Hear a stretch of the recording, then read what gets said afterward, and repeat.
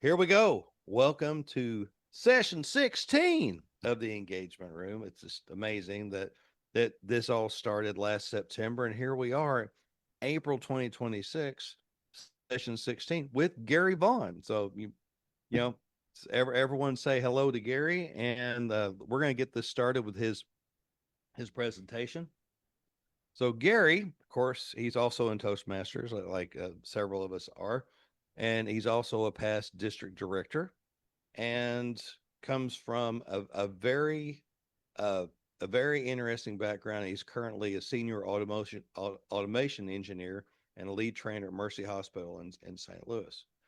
Now, as a fan of the hit Paramount show Bar Rescue, Gary pulls inspiration from the show's host, Jon Taffer, and where he uses a no nonsense guide to changing the situation, and it's something that just isn't for bar owners, but can create real change in any situation.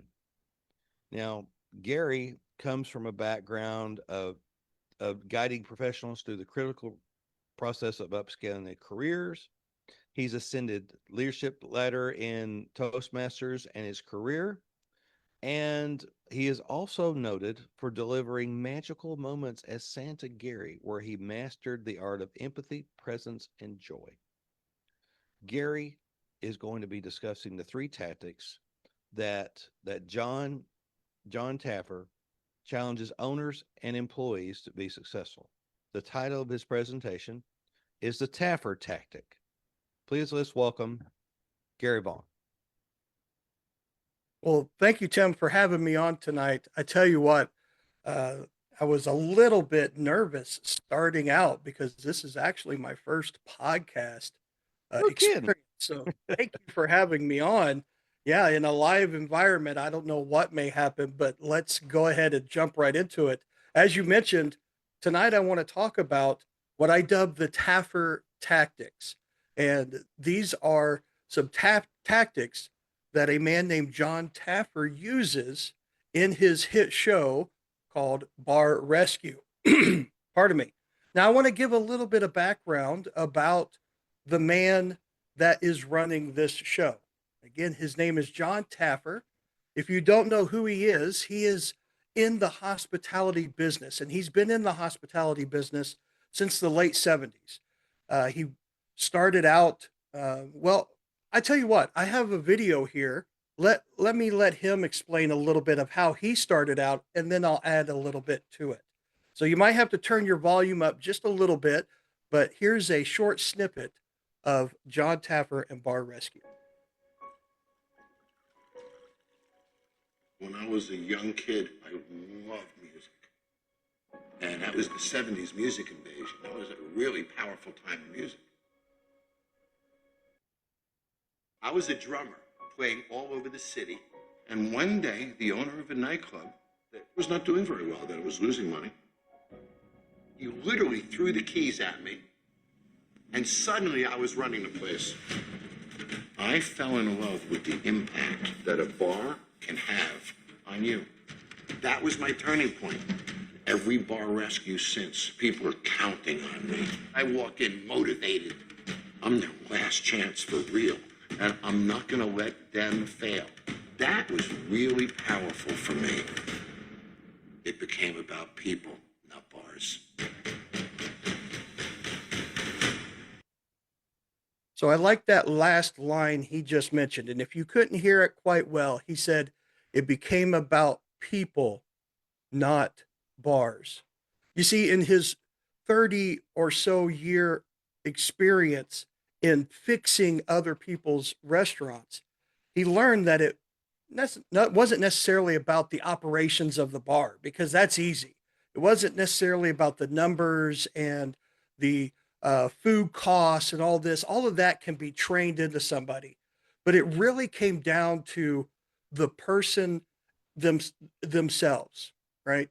And he had always said that through all these failures, he noticed that when he would come in, that the person would be working in the restaurant, the person would be working in the bar. Maybe they would be back cooking or sweeping the floors or something like that. And he said he had to break them out of that mentality. He had to break them out of the bar because the bar was running them. They weren't running the bar. And I find this true in every type of position. I mean, I know I don't know, some of us here may have had a career for a decade, 2 decades or more, right? And there may have been times in your career where you felt like you weren't really working on a career, you were working in a career. Maybe you were just punching in, logging in, doing what you needed to do and get out of there. And there was no real growth to what you were doing in that season. And Jon Taffer realized that growth comes not from working in it, but working on it. When you realize that you need to work on your career, you need to work on your personal growth, you need to work on your professional growth, that's where true growth lies. And so, with this concept, he goes into this show called Bar Rescue. Now, for a little bit of context, Bar Rescue is about a failing bar that has reached out to Jon Taffer and asked for help. And that's really all the information Jon Taffer has before he goes and spends 4 days, just 4 days, with this restaurant and transforms it from what it was to what it will be as when he leaves. So he has 4 days to do this all in. And he has to fill all of that into a 1 hour show. So there's certain tactics that he uses in order to get this done. Three tactics that I have found. And if you know anything about Jon Taffer, the first tactic seems to be explosive. It's what I like to dub the F word. And again, if you watch the show, usually it's some kind of recon that he's doing to see how the bar or restaurant is operating. And then after a certain amount of time, he gets worked up and he runs in and he's just throwing this F word around here and there. And I'm not necessarily talking about the 4 letter word that may be associated with an explosive conversation. No, I'm talking about the F word known as, oh, as failure, and we'll get to that here in just a moment. But the second tactic I want to get onto is accepting suggestions. After this renovation or this recon that he does, he brings in his experts to provide suggestions on how to get better. And then finally, at the end, he has this transformational moment with the bar. Now, I've sort of spoiled my my next slide here because I mentioned this F word, right? And a lot of people think of that 4 letter word, but it's not the 4 letter word that I'm thinking about. I'm actually thinking about the word failure. And as you know, the word failure has the same negative connotations as a curse word does, right? We don't want to talk about failures in our life. But through the recon that Jon Taffer's doing, he finds all the failures that are going on in the restaurant because he has to quickly identify those failures. And the reason why I talk about identifying the failures is because a lot of times with these owners, it's not about failures, it's more about excuses, right? They have an excuse for everything. Oh, it's the city, it's my employees, it's this, it's that. And you can find that same thing in any type of profession. I'm going to use myself as an example because back in 2016, I wasn't this leader that Tim introduced. I wasn't even with Mercy Hospital. I was with another corporation. And I had that same mentality. Why wasn't I getting the good projects? Well, it was my manager's fault. Why wasn't I having a successful growth in my position? Well, it's because I'm not provided the education. Even in my home life, I was having a little bit of rocky relationship with my wife, and why was that happening? Well, it wasn't my fault, right? If she would just listen to me, everything would be fine. You see, I was using all of these excuses, and what they were simply failures on my part. And I had to identify those failures the same way John had to identify the failures in front of the owners. Now, why do we have to identify those? Well, it's because we have to take ownership of those failures. It's not just identifying them, we have to know who's responsible for them. And that's where it takes excuses over to failures, is when we own them. They're no longer an excuse of somebody else doing something or somebody else applying something in my life that I can't overcome. It's now a failure that I'm looking in the mirror and saying, okay, that failure starts with me. How do I change that to a success? And then the last thing John does during this recon, during this moment, after the owner or whoever it is takes ownership of that failure, is we start looking for additional blind spots, right? What else is going wrong that we need to fix? Maybe not necessarily a failure, but a result of the failures, right? We come in and the kitchen is absolutely a disaster. The cook is not using uh, proper operations, like putting gloves on and doing this or that, or the bartenders are overpouring or underpouring. These are blind spots that the owner is not seeing because he's too busy excusing everything. And just like in my life, right? The big thing was, why am I never getting that promotion? Why am I never moving on? And I always blame it on, well, nobody's teaching me how to do that. Nobody's providing me that opportunity, right? And I didn't realize that my blind spot was something that I could have easily fixed myself. I could have sought out that education.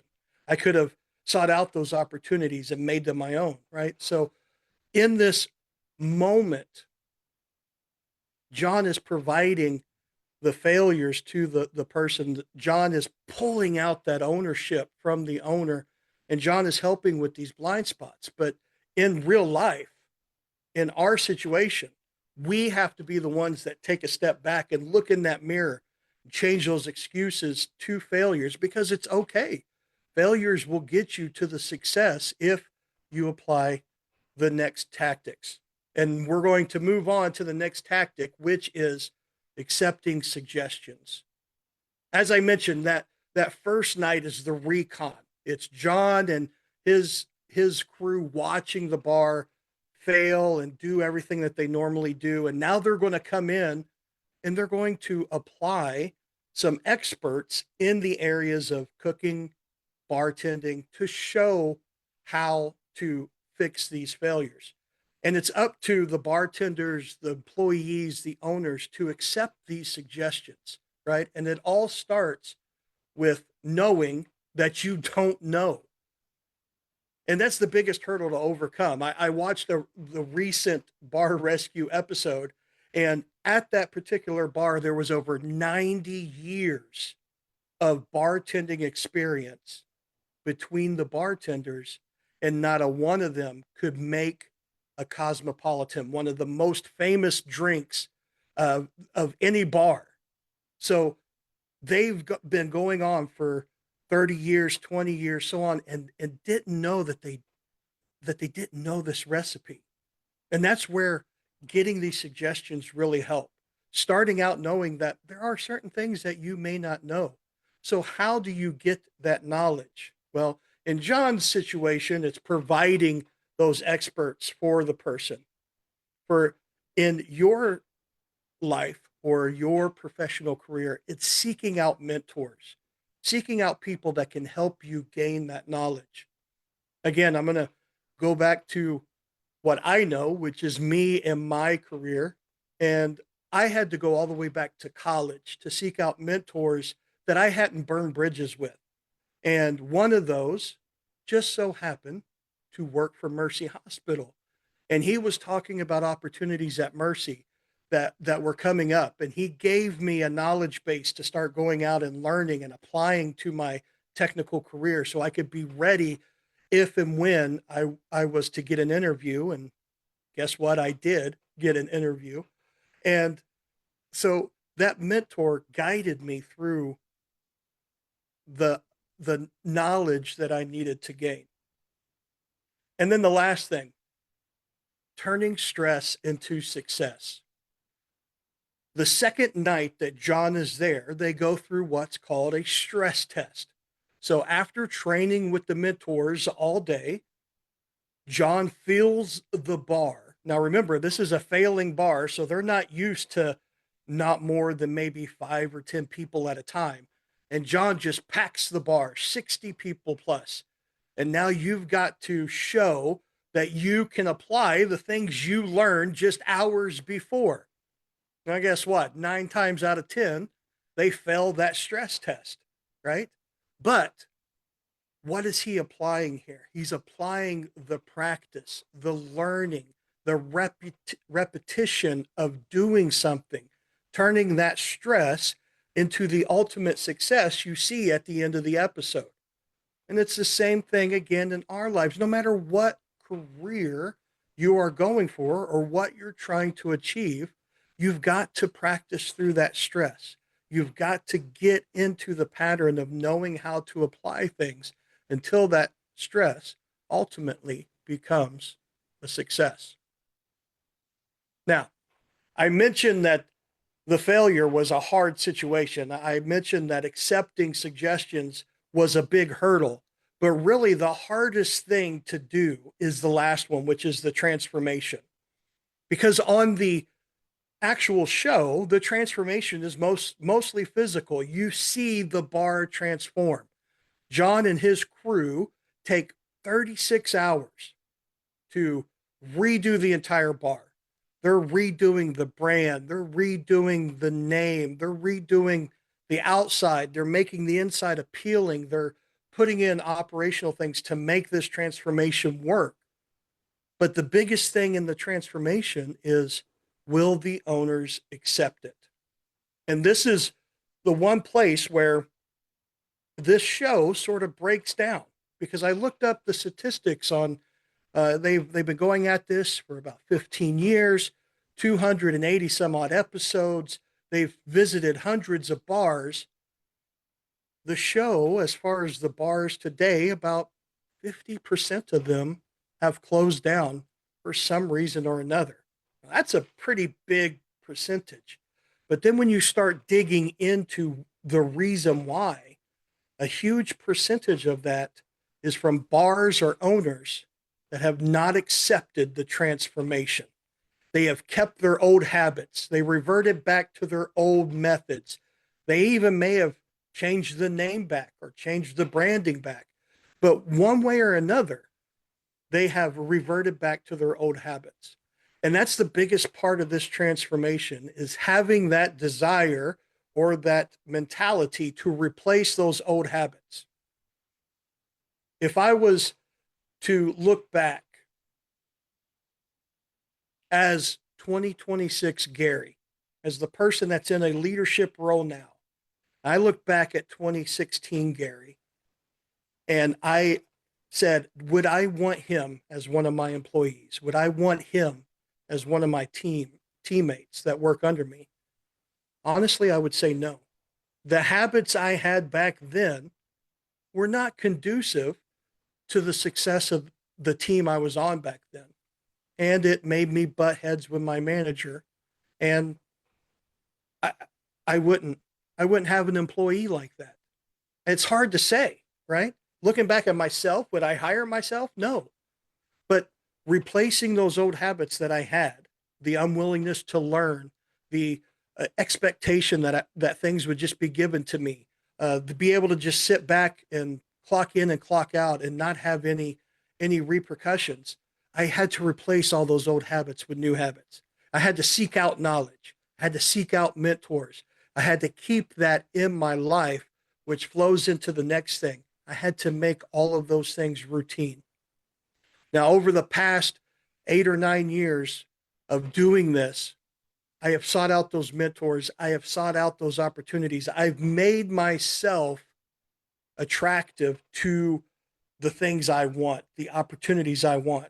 And I've gone from just being a regular employee on a team, I've had a career, to now I'm sitting in meetings with C-suite executives. I'm meeting with chief information officer at Mercy. I'm having lunch and learns where people are coming and learning from me. I'm making this a routine in my life that this is how I want to be. This is the transformation that's going on in my life. And the same thing happens on the show. I mentioned that he has about a 50% rate of bars closing and bars being successful. But of the 50% that's still around, almost 100% of them have kept the transformation that Jon has offered them. They have made that routine in their life. They have uh, taken that transformation and made it their brand. And that is the last point of making a transformation is you don't act, you become. You become that attraction. You become that reaction. I listened to a interview from Jon Taffer recently, and he said, we're not in the service business anymore. We're in the reaction business. You don't cook the steak just to present the steak. You cook a reaction, and through that is your service as a cook. You don't just give them a drink, you give them the best reaction to a drink by your skills through a bartender. And the same thing happens anywhere. If I wanted to upscale myself, if I wanted to upscale my career, it was no longer just an act because people can see through the act. I had to become that. I had to become that before I could offer it to somebody else so that I could get the best reaction I could get. I mentioned that my mentor worked for Mercy. Well, eventually I got that call for an interview. And I got that call because the application that I submitted, the resume that I gave, was the best reaction out of all of those resumes that HR team looked at. They saw what I could provide and they said, I want to see more. And so I went through the interview and I aced that interview because I had prepared for it. I went out and got knowledge of how to prepare for an interview, how to get what I wanted. And I became the automation engineer that Mercy wanted. And then when I got here, I knew I wanted to be in the training aspect. I knew I wanted to lead that. So I became the trainer that my team wanted. And then once I became that, I wanted to be the lead trainer. So I started working on that. And then the 5 years that I've been at Mercy, I've been promoted 3 times. Why? Because I've always looked at that next spot and I said, I'm not going to act like that. I'm going to become that. And then everybody else will see. I'm going to end this with one last quote from Jon Taffer because I loved this as well. He ended that interview that I talked about by saying, he or she that creates the best reaction wins. And that's what it's all about. He goes in and in 4 days, he changes everything about that bar so that it's the best reaction to the customers coming in for that final walkthrough. Jon spends a couple hours packing that bar again, and you should see the reaction of the customers the second time they're there. That first stress test, those customers are laughing it up and saying, "Oh man, I don't know how they're going to succeed. Jon, you are being silly if you can get these folks to do this in 2 days." And then he says, "Come back in 2 days and I'll prove it to you," because he's already seen what these folks can do. Right? It's his vision for them, and he's given them that vision. And then they come back at that final night after 4 days of hard work. And all of them, you should see the reaction. Man, they love the food. They love the drink program. They love the changes to the atmosphere. And they love the new way the owners and the employees are taking care of them. And that's really what it's all about, is using these tactics to get the best reaction. Thank you. Let's give our speaker a big round of applause. Excellent. Thank you so much, Gary. That was awesome. So now I'll start off with the first question. What is your opinion of the quintessential bar comedy Cheers? Oh, I'm setting you up.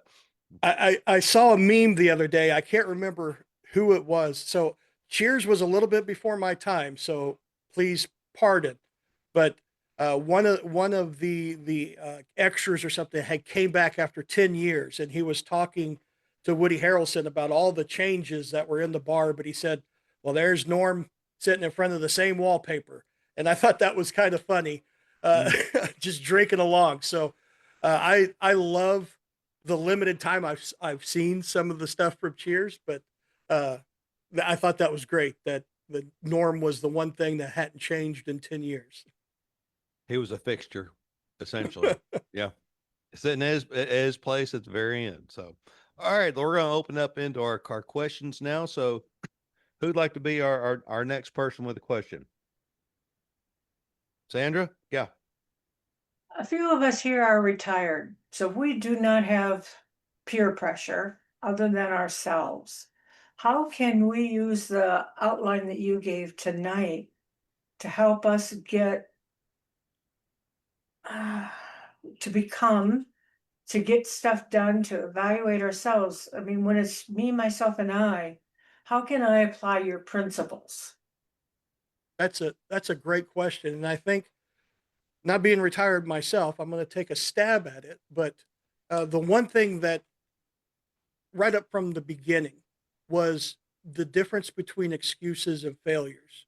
Whatever it is in your life, you need to sort of reflect that whatever uh, you're grumbling about, whatever you are like, man, I wish something was better in this area. If what you're applying to that is sort of external, meaning when you're looking at it and go, how could I change that? And you're like, well, if it wasn't for Frank down the road, or if it wasn't for my neighbor, or if it wasn't for the darn fact that I couldn't, if you're projecting that, it might be time to take a moment and look at yourself.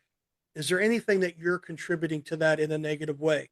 And contributing to it in a negative way may be a failure. And like I mentioned, a lot of people think that's a negative connotation, but really it's just a step towards getting that failure out of your life. If you can identify the failure, then you can start progressing through the rest of it, right? Your ultimate goal is to make that transformation. So whether that failure is something that you need to apply extra knowledge to, if that failure is something that you need to bring somebody in to help you move past it, or if that failure is just you doing the act of no longer faking it. The first thing for anything, especially for retired, I'm assuming, is if you need to move past that, identifying it so that you can then work through it.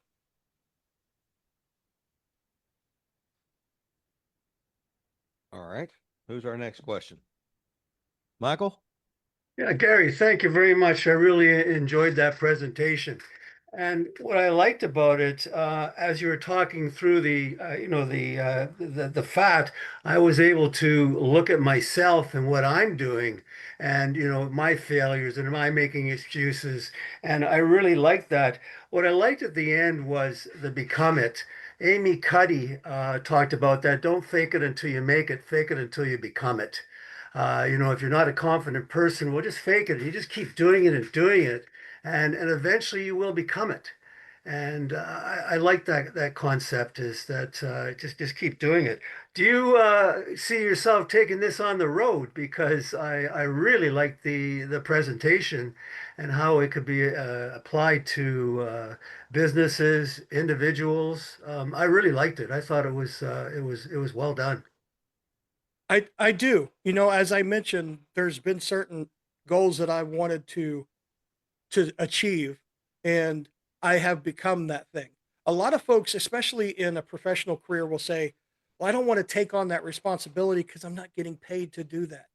But I sort of see it as I want to take it on because I will eventually get paid to do that. I'm going to do it so well that my managers want to promote me. And sort of my evidence is to that, right? I've been promoted 3 times in 5 years. Now, to answer your question, the next thing that I've been wanting to do, because I've been feeling that itch within Toastmasters, is getting outside of Toastmasters to become maybe an accredited speaker or become a Mhm. professional speaker, to start taking this on the road, as you mentioned.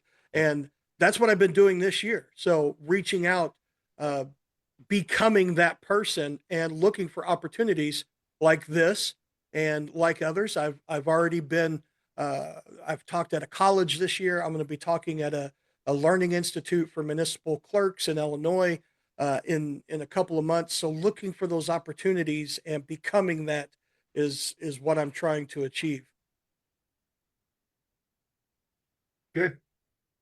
Well, good. Yeah. Thank you, Michael. All right, who's our next person? Hey, this is Cynthia. Cynthia? Yeah. Can you turn your Hey, volume hi, up a little bit? You're coming in muffled. am I coming in muffled? A little Any muffled. better? Just a little. Still muffled, huh? Hold on, let me move to a different location.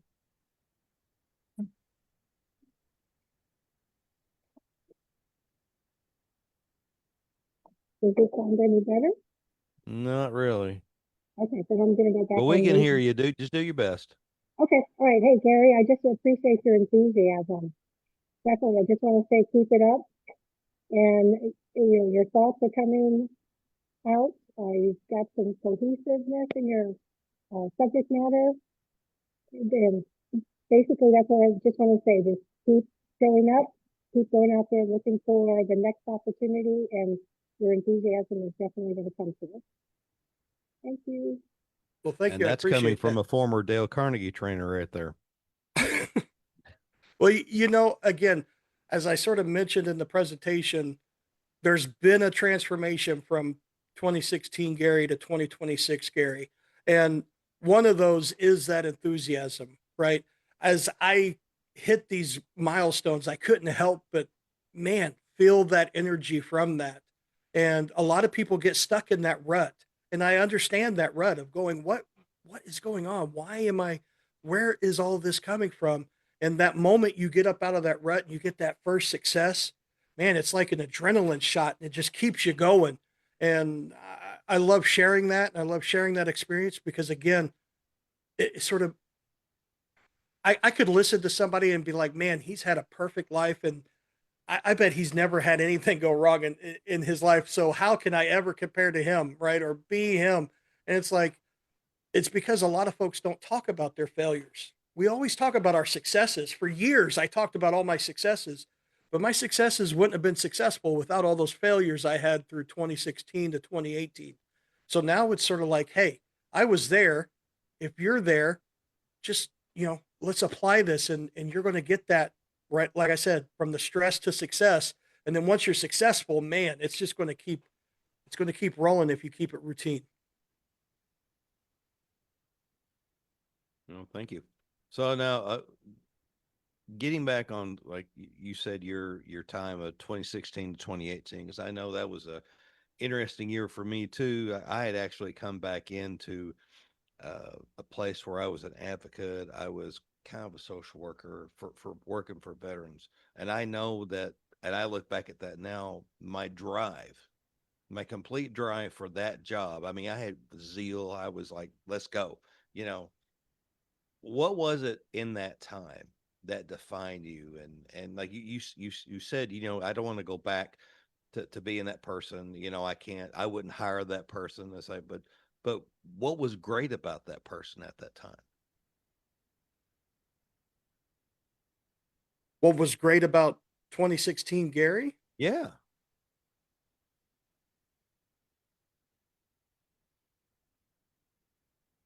You know, I think the one great thing through all those failures was the fact that I was determined to get out of it one way or another.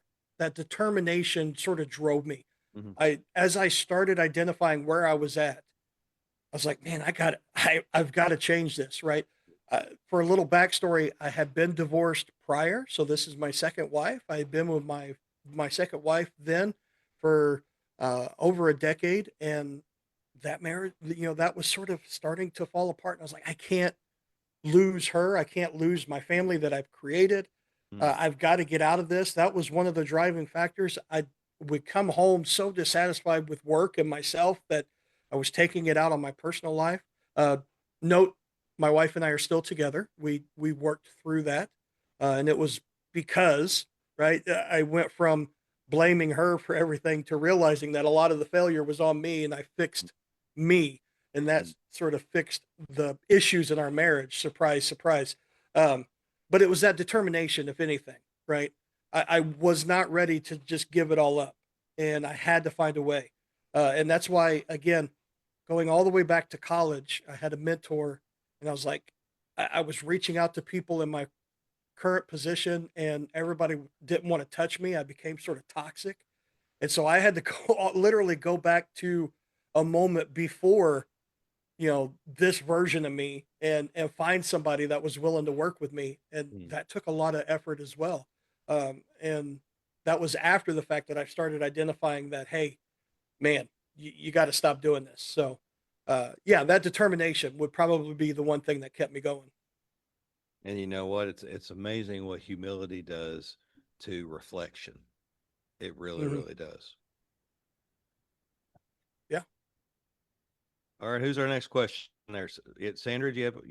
Well, this is a tough one, and I don't know if the analogy can be brought, but without focusing too much on Toastmasters, you could make this about a Boy Scout troop that's failing, or a Toastmasters club whose membership is draining.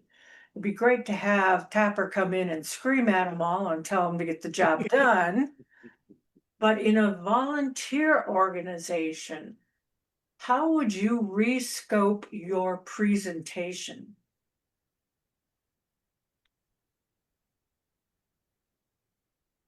I don't know if I would rescope it too much. I think no matter what organization, I think we lost that ability to give tough love. And really, that's what John provides up front. I know he does a lot of screaming, and if you watch the episode, he may throw some plates and scoot some stuff off the tables and say, "I'm not coming back unless you." And he's throwing out, he does get bleeped a little bit, but in the end, you see this not a transformation that he goes through as well, because he's ultimately trying to get he sees the issues, he sees the end goal, he sees the vision, he sees all that. He's trying to make them see it. So even in an organization like Toastmasters, which I will, because I've been all the way up to district director. We've had some success. I want to brag, right over my head. This is the plaque for being select distinguished as a district, first time in 20 years under my leadership. That's Uh, huge. we have moments of those tough loves. We have moments where we had to address clubs and say, "Hey, it's not necessarily about you as an officer. It's not necessarily about us as a district. It's about the members that are still hanging on to this club, right? And you need to focus on them, giving them a little tough love." So maybe not necessarily rescoping, but the ability to teach folks how to give that tough love, but then also stick with them all the way by providing that vision of the end, the vision of what could be, right? The select distinguished district after 20 years, that was a vision that I shared. And that was a vision that we succeeded at the end. That transformation happened. But yeah, I think the one thing that we lack is that ability to give that tough love and still see it through, right? Mhm. To not just bash on people, but give them some harshness to work through. Again, identifying where they're failing and then help them transform. Does that make sense or answer your question? Oh yeah, definitely, definitely. Yeah, it does. And I'm a, yeah, it I'm a was a club tough coach one. right I'm now working on sorry. my DTM. So yeah. Yeah, and there's going to be, just like Jon Taffer, there's going to be some clubs that are not going to want to transform. There's going to be some Mm. clubs that are going to uh, fall off. During my time, I had some of those clubs that just Mhm. did not want to accept suggestions from clubs that were succeeding. I was trying to partner them with clubs that were succeeding. They didn't want to take suggestions from the district leadership. They didn't want to look at the DCP. Hey, ultimately, okay, Yeah. that's your club. If they're still members, I'll try to you know trans transport them into other successful clubs if they still want to be Toastmasters. Mm. But at the end of the day, you can only go so far, and you help those that want to be helped, and uh, you move forward, right? Definitely. So Linda, you've been awful quiet. Do you have anything you want to throw at Gary?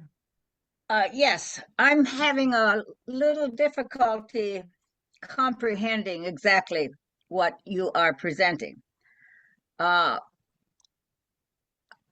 let's say I need some tough love. I know I need some tough love in order to accomplish what I would like to accomplish. Do I give it to myself, or do I look for somebody who's going to help me with it? Or uh, I'm a little confused as to um, That that's a great question. And from the show, again, Jon provides all of that, right? In real life, we don't have a Jon Taffer tapping us on the shoulder. We do sometimes need to go out. Now, for example, um,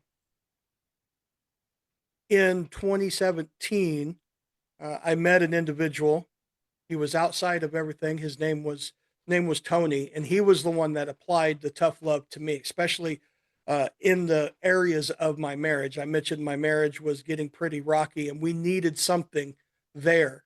And the tough love came from two places. It came from my wife, who gave me an ultimatum, uh, quite frankly. And then it was, okay, you need to go find somebody that can help you do this. And that was Tony. So in those situations, right, you can look for those external folks. But that first step, again, is identifying that you need those people, identifying that you have failures that you want to work out. And if you can't work them out on your own, then you go out and you find those folks that can give you that tough love. Does that make sense? yes. In other words, you have to look at what your problems are and where you need help, and Yes. look for somebody who can give you the tough Yes. love, That's correct. make you accountable for it. Thank Yep. you. Makes sense. Now on that as a segue, there's a big difference between a coach and a mentor. Sometimes a coach has to be the one delivering a tough love. So what's your perspective on the differences between a coach and a mentor? Mm, that is a great question. I've never really thought of it that way. But if I was to differentiate the two, right? Um, a mentor is somebody that can guide you through the experience. I'm thinking of a coach as sort of like um, in the sports realm, right? Some of the great coaches were never somebody that was actually a quarterback or a pitcher or anything like that, but they understood how to get you to that point, right? And it may be with some tough love. I see that in a lot of coaching. You don't necessarily need a coach that is going to be an automation engineer that's going to guide you into that, or be somebody that's a great public speaker to guide you into that. It may be somebody that has some aspects outside of it, but will never be that themselves, that can help you grow. I see that as far as a coach, right? A mentor is, I feel like, is somebody that has some kind of aspect that you want to be, right? So in my life, my mentor Ian was an automation engineer. He gave me those tools to follow him into that process. And I've had very many mentors through my life. As a district director, I had a mentor that was a previous district director that I pulled success from. So I feel like the mentor has necessarily that experience that you want to emulate. A coach has that drive, or that knowledge of how to push, that can help you get to where you want to be. No, that's good. I look at it the same way. I mean, I used to play football in high school, and I look at how my football coaches got us to to win games or to practice hard and things like that. And as like you said, you're down doing stuff, and then it's showtime. So showtime, you got to perform.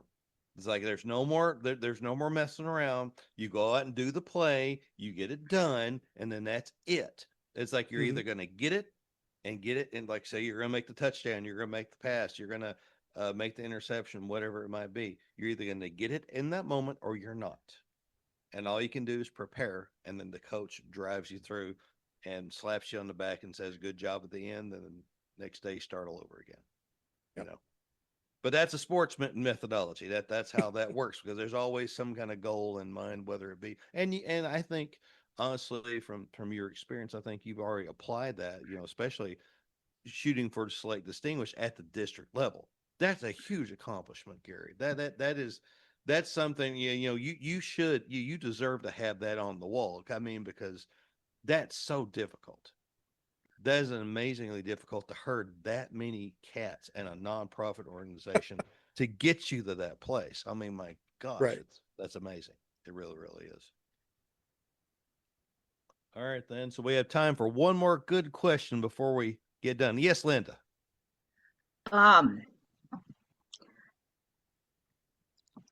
I should look for someone who could be my tough love person.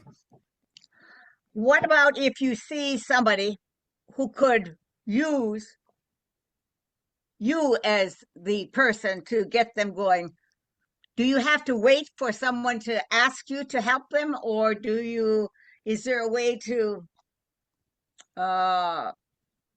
initiate or work toward this? With this That is show, they're asking for help. They're failing and they're asking for help. right. You Does he you ever know, go and find the restaurant? he never goes and finds the restaurant. He always wants it to be completely. He wants little knowledge. So when he goes in, all he knows is they're failing.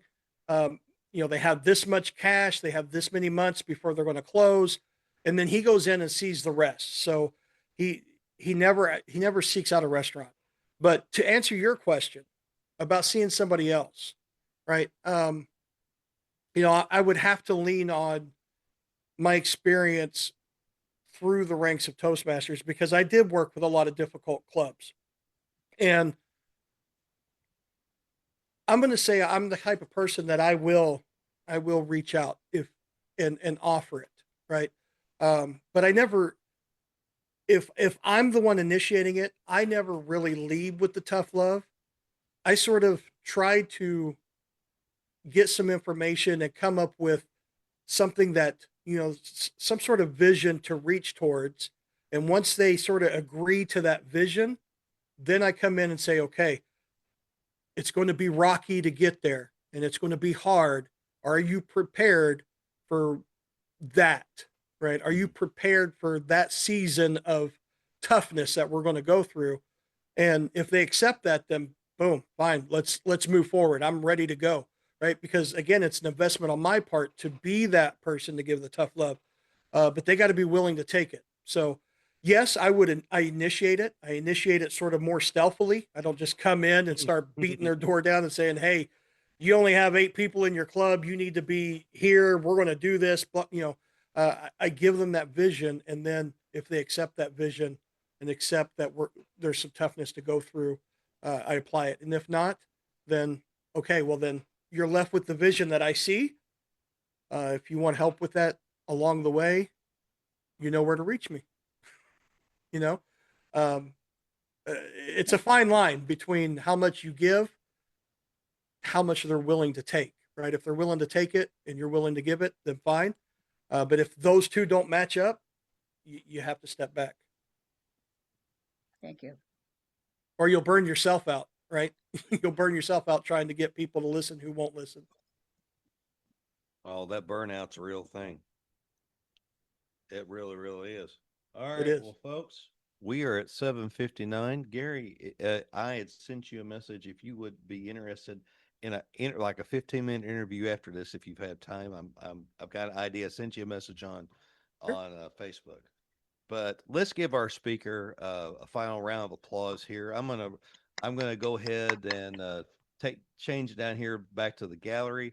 Just thank you so much for that. That was excellent. The Taffer tactic. And now you make me want to go back and look at Jon Taffer and kind of see some things out there because, it's funny. You bring up the point of how that transformation has to stick. I mean, if you agree to the transformation in the very beginning and you see the benefit, why go backwards?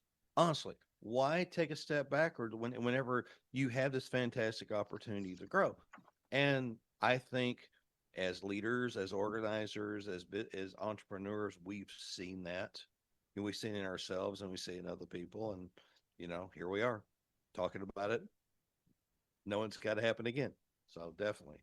All right, then. So, finishing up this session, and I'll stop the live stream here in a second.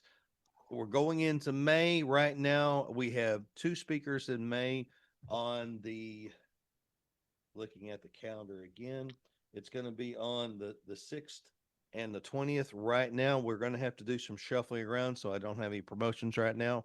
But we're going to go straight on through. And Gary, you are invited again to come on back in, especially in season 2, because I am looking at a thematic format. So if you want to take advantage of any of those things in a specific vein, whether it be leadership, coaching, mentoring, or transformational leadership, things like that, just please, receive that invitation, and I'll get you back here because I know you're hungry and you want to do some things. So at this time, thank you so much, everyone. And I hope you have a fantastic night, and I will stop the live stream and then we can finish up. So have a great night.